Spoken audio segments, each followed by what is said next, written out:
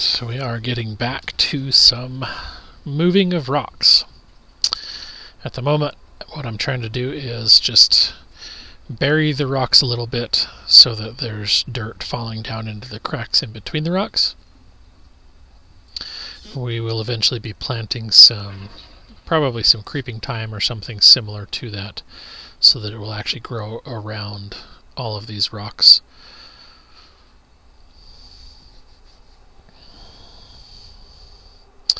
And then that provides a secondary benefit that where I'm digging up the dirt from is all becoming more of a level spot.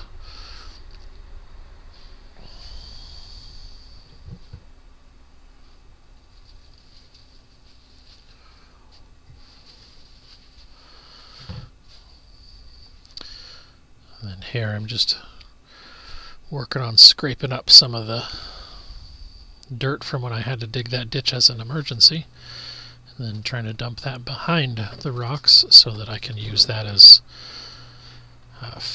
basically fill or support for the rock, for each additional rock layer.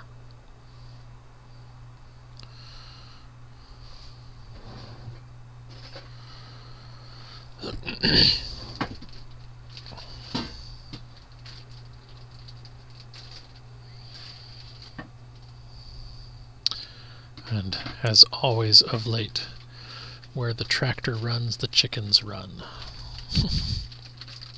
It's more often than not just those 8 little ones. The older ones seem to be out doing their own thing more often than not. So at this point I figured I've got enough back here that the next step is to kind of sort through and pick through what's back here, so I know where the bigger stuff is that I can use. Then all the smaller rocks will be toted off to used as fire pits, or there's an area which in this particular view is up the hill to the left a little bit. That will actually be and now it's to the right. But we're going to create a little flat play area that we'll use for things like bocce or yard games, stuff like that. It'll be kind of always in the shade no matter what time of day, so it'll be a good place to hang out and play things like that. Just making a couple of passes to try and smooth all of that out.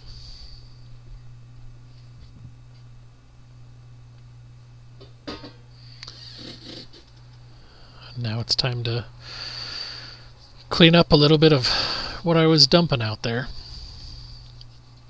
So I'm just taking the shovel and kind of pushing some of the, like if there's a gap in some of the rocks, I'm pushing the dirt back a little bit, or wherever it's kind of sitting on top of rocks, just kind of scraping that out, smoothing the top a little bit so it's ready to build some more rocks onto it. And I'm not really placing the rocks in any given spot at the moment, more just I found one down there and trying to get it in the area of where I think it'll eventually go.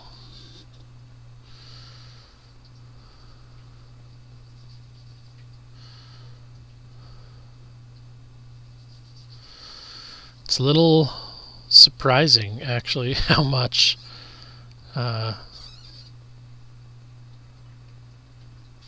dirt it takes to do something like this. Now I'm working on positioning the rocks, trying to get them kind of where they're going to go, and then here I'm just sort of sorting them. Every now and again you'll see me throw one kind of off to the right behind me a little ways. The original plan was that the ditch was going to come down in front of this rock wall, and then there'd be a little bit of a waterfall and a little catch basin, and then a bunch of pipes that would go underground to take the water through the social area, so that we didn't have to worry about crossing a ditch. when we want to go from the fire pit to the swing, or from the fire pit to the cooking area. We have since decided that that's not actually going to be the way that we're going to do it, so I've moved that ditch, and it's now in a basically comes down off the hill in a straight line along the property border between us and the neighbors. That was a little bit of an adventure and a score, which you'll find out in a soon-to-be video, because as I was digging, I always get excited. Like, to me, rocks in the property are like kind of like a kid in a candy shop, I guess. I just get so excited when I find something that I can't just automatically scoop with the backhoe. And this particular cluster of rock ended up yielding 4 massive boulders that are going to be probably used for benches. So we'll lay them down, and they'll either be a seat unto themselves, or I'll shape the ends of a log to kind of fit on them, so that we've got some rock and log benches around the fire pit. But I'm basically, if I thought it was going to be smooth or flat, the idea was that the flat ones would create the waterfall, the round ones would create the bottom of the basin for the water to fall into, and so those are the ones I'm tossing off to the right. Anything that's small enough that I can just pick it up one-handed, I'm just throwing in the tractor bucket, and those will all be used for borders and fire pits and things. And then anything that I can't pick up to throw, I'm just kind of rolling forward, knowing that I'll pick that up with the backhoe. And they used to, there's a lot of stuff about moving rocks being something that they had prisoners do. I can see why they do that now. Why that was a prisoner or a punishment type thing. It's even rocks this size, it's hard work. And I know I'm a little out of shape, but even still, just that much doing, so that was, let's see, we've got about 5 minutes of sped up, so about an hour of moving rocks, and I was pretty winded there. So now all the stuff that was too big, I'm using stuff that I couldn't pick up at all, I'm using the backhoe to just kind of move and get into position. Then I can readjust the backhoe and back up to where I'll actually be able to pick them up and position them so they'll be where they need to go.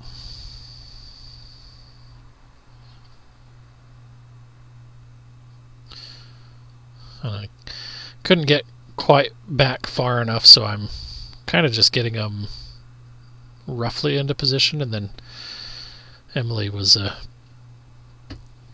is always a good trooper, and she comes out and helps me. So she came out to help arrange the top, which was actually really, really, really beneficial after she decided she wanted to share with her family on a Marco Polo. But it was nice to have her there, because she could make the final arrangements, then I could sort of push them down as needed, and then she could go out front and look and make sure that everything looked level and smooth. We'll end the video. I'll take the GoPro and walk around to the front, kind of show it. But it actually turned out really well. In fact, the the neighbors that afternoon drove up and yelled at me that she really, really enjoyed that. She said it looked good as you're driving up the driveway to see that rock wall there. So, not that that's a reason for doing stuff, but it is nice to know that it is appreciated and that I'm not making them feel like their yard is um, devalued, I guess, or detracted. That's one of the things I hated about living in the cities, though, is that everybody, like, in an entire neighborhood, everybody felt like they had a little bit of a say in how somebody did their yard, and you could complain to the city because the grass was too tall or things like that. Although there is reasons for that. We've learned fleas and ticks and things. There are reasons to not have grass and weeds too tall. So yeah, I guess there's a reason, reason for everything originally. But I absolutely hated that about living in Garland, was the feeling that I had to have my yard look a certain way so that the neighbors would be able to feel like their house has more value or something. I don't know. Anyway, that's just a little bit of a rant, and one of the reasons we live in the middle of nowhere, where our closest neighbor is 500 feet away, and the next closest neighbor to that is 1,000 feet away, I guess, pretty close to 1,000 feet up at the top of the hill. And then the next closest, I think, is like a quarter of a mile away.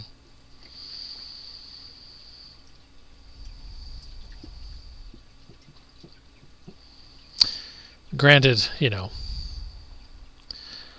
our chickens have no boundaries.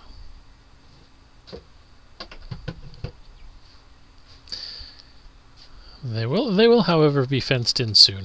That's one of the projects that's in progress, but we need to move our old chicken coop, which is going to become a shaded sand area so that the chickens will always be able to take dust baths.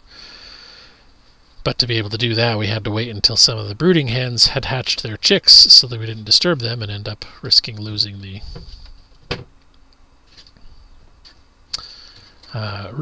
risking them abandoning their clutch, I think is what it's called when it's a group of eggs they're brooding on, or their brood, I guess. I don't know. Guess I'll have to look that up.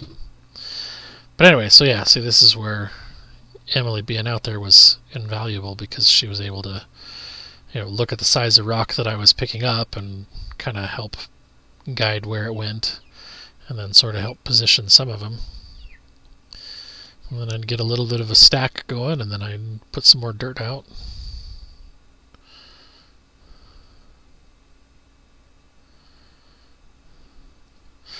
This part was actually really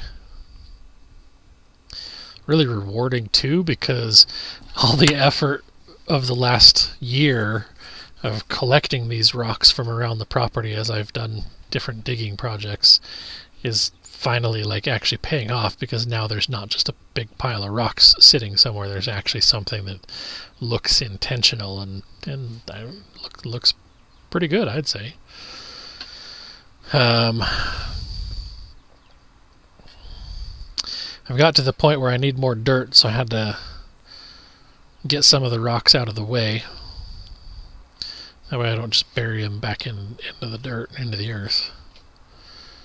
But I got to get dirt piled up there for this last little bit of rocks.